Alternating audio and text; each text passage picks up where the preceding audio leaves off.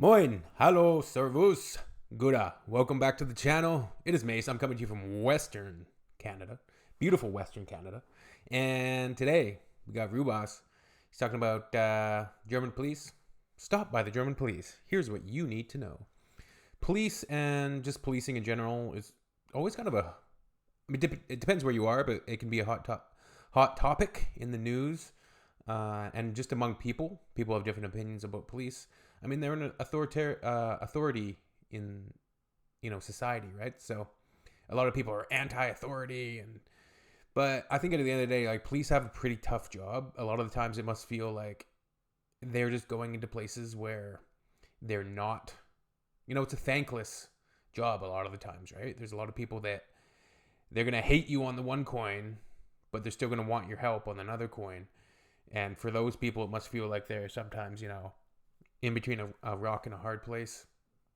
So let's check this out, see what Rubas has to say. My personal experience with police in Canada has been very positive. I've never had any issues with them. I don't interact with them often. Last time I spoke to a police officer was probably in my old job when I was a police dispatcher. That's probably the last time I spoke to a police officer. All right, let's get into this. Stop by the German police. Here's what you need to know. Let's take a gander.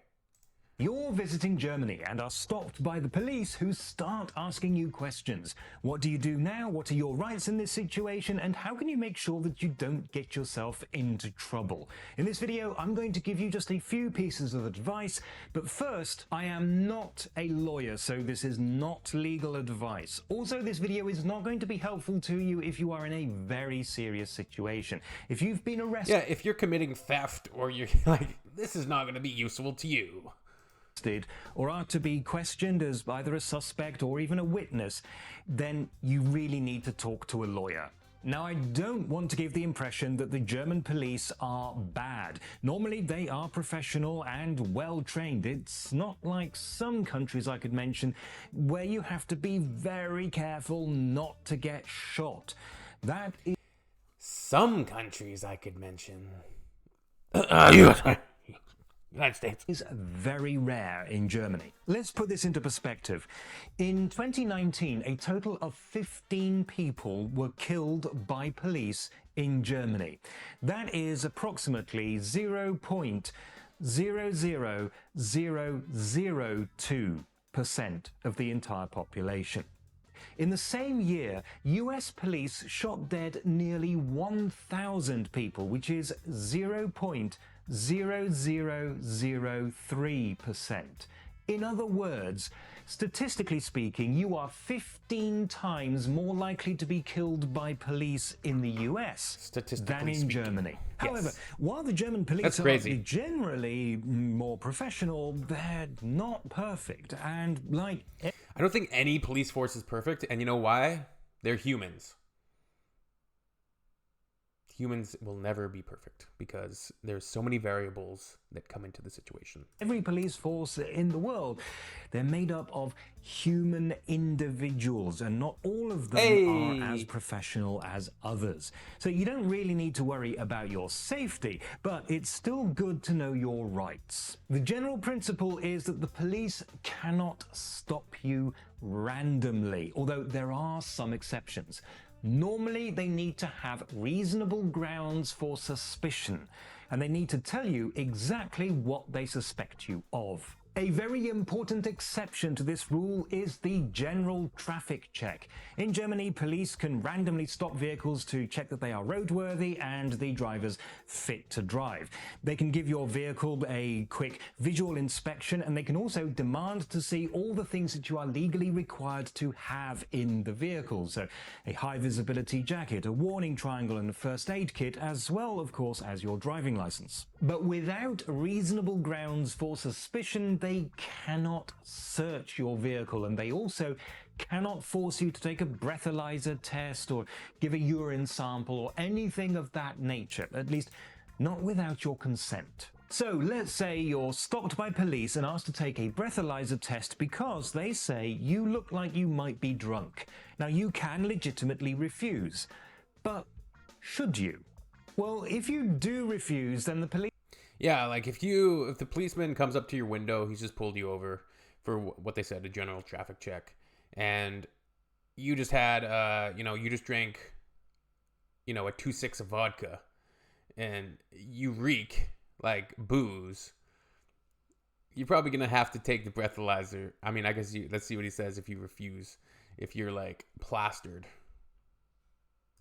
Police must consider whether they have reasonable grounds to take you to the police station for a blood test. So the risk to you, obviously, is that you get taken to the police station.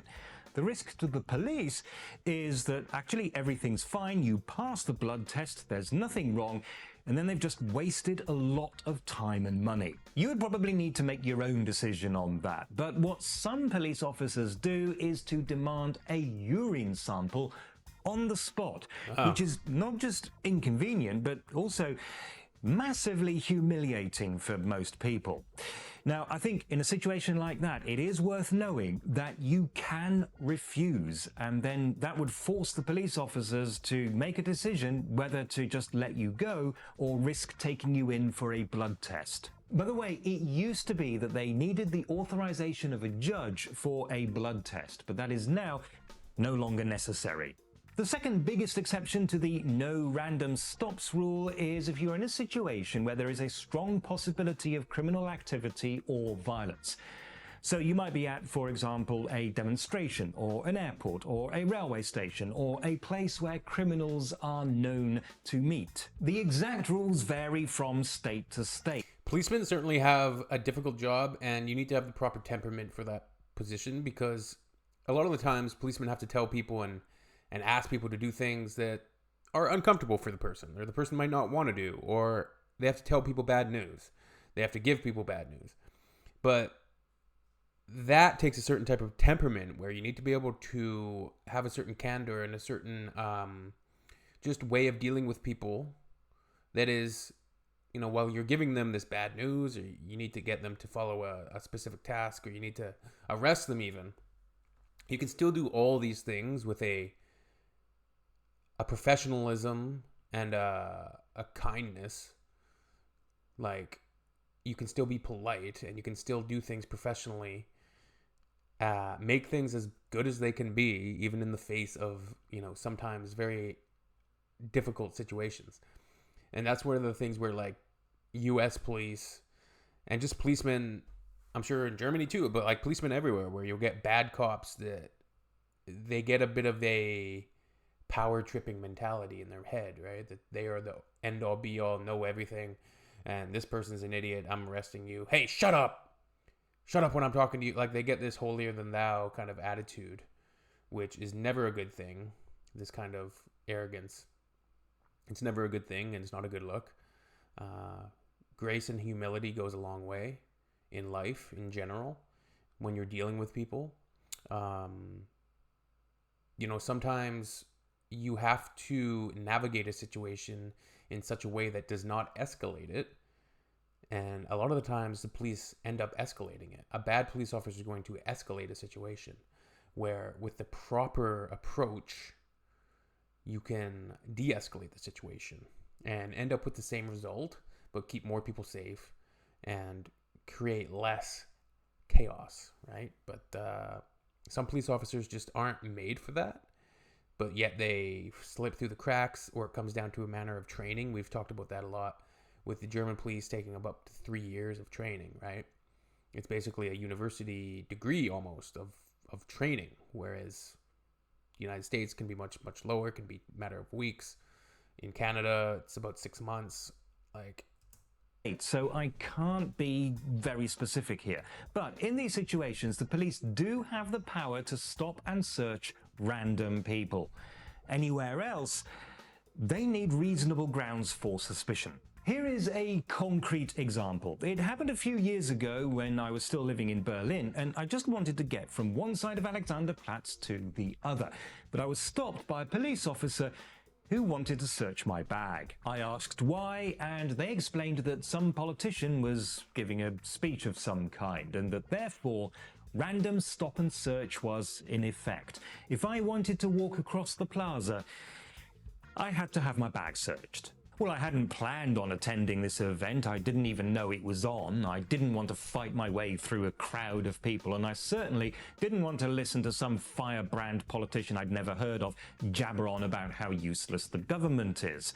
So I told the officer that I would really rather not be searched, thank you very much, and that I would find a different route, at which point he shrugged and said, fair enough, and it was that easy. All right, so if you are stopped by the police, what are their rights? What are your rights? And I could see that going differently in a lot of other places. I think that just like that police officer set a good example, right? Like another officer could have been like, "What? Now you're suspicious, and I'm going to search you because you don't want to be searched." Like, right?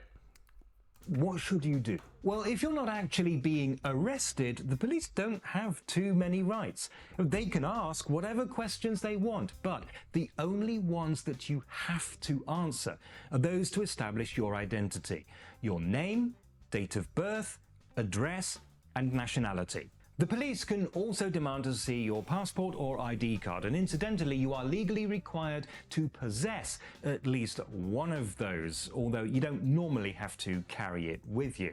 In practice, in most cases, anything you have that will back up your answers ought to be sufficient. A driving license, for example. I once managed it with a bank card. The only thing, like, I always think about that, like, oh, you have to have a piece of ID on you, which you don't. But what if, like, I go jogging a lot, right? And when I'm out jogging, I don't bring, like, my wallet with me, so I don't have identification on me. I have a pair of headphones and usually my my cell phone in my, like, I have a little, like, running pack thing that I wear, and that's it. Because I'm just listening to music. It's just me running around. So yeah, I don't carry identification in those cases. Any other question you can refuse to answer. But of course, if you say nothing at all, the officers are likely to suspect that you have something to hide. On the other hand, if you say too much, you might accidentally incriminate yourself. So, what do? First and most importantly, remain calm and polite. Don't give the officers any reason to get annoyed with you. But at the same time, whatever questions you choose... I'm not talking to the police. I know my rights. You know your rights? Sure. Okay, I just need to know your name, please. I know my rights. I'm not talking to the police. I don't answer questions. Right. To answer them briefly and never give them any information that they didn't ask for. The thing to watch out for if you do encounter some of the less professional officers is that they may try to make you say more than you should. For example, if they say something like, yeah, we've been having problems with people riding scooters while stoned, do not say, oh, that's all right, I haven't had a joint all week. The classic, of course, is, do you know why I pulled you over? The only correct answer to that question is no. And that's basically it. The police don't have many rights, but some of them do have a few nasty tricks they can play on you. Be friendly, keep your answers businesslike, don't give them any information they didn't ask for, and remember that you always have the right to remain silent. But hey, the chances are that you will never need to use any of the information in this video. If this has all been just... Yeah, good video. It's interesting always watching like what people's opinions are in police and stuff. And especially on the internet where everything is always looked at in such a negative light, right? Everything in the world. Like there's so much fear and there's so much negativity pumped through the internet's veins constantly that you're overcome by it at all times and you can't even get away from it no matter where you go. That negativity, that, you know, cynicism will find you.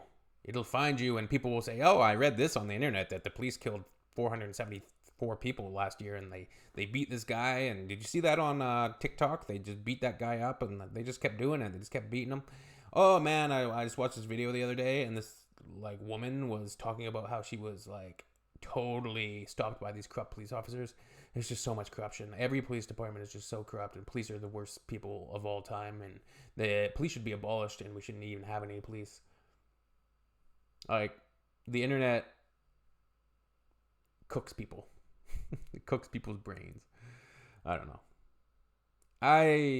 Maybe I live in a bubble. Maybe that's true. Maybe I live in a bubble. But I try to look at what's in front of me and observe my place, my community, and my human experience. I try to observe that and not try to allow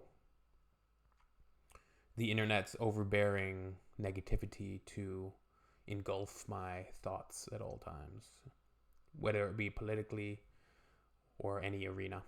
So, always interesting to watch videos like this. I appreciate it. Like I said, I've worked in police dispatching. I've done a lot of interesting jobs, but that was one of the most interesting for sure. Being able to speak to people who are calling you on a lot of the times the worst day of their lives, right? They have to call 911. They have to call the police. So it's you have to have that calmness. You have to have that compassion. You have to have that intuition to kind of read between the lines sometimes. It's a difficult position, and I respect the police. Just like I respect most people until they give me a reason to disrespect them. Or not disrespect them, they give me a reason to not respect them. But if somebody presents to me as polite, engaging, I'm going to give them I'm going to give back what they give, right? It's generally a good way to go about it. But with police, you don't really want to give back. Like if it's a bad policeman who's something seems off, if the guy's maybe having an off day, it just seems like a corrupt policeman, you really want to be careful. You don't want to escalate that. Like, you almost have to live to fight another day, right? So just a complete waste of your time, then that's actually a good thing. And to make sure. All right. See you next time, people. Choose.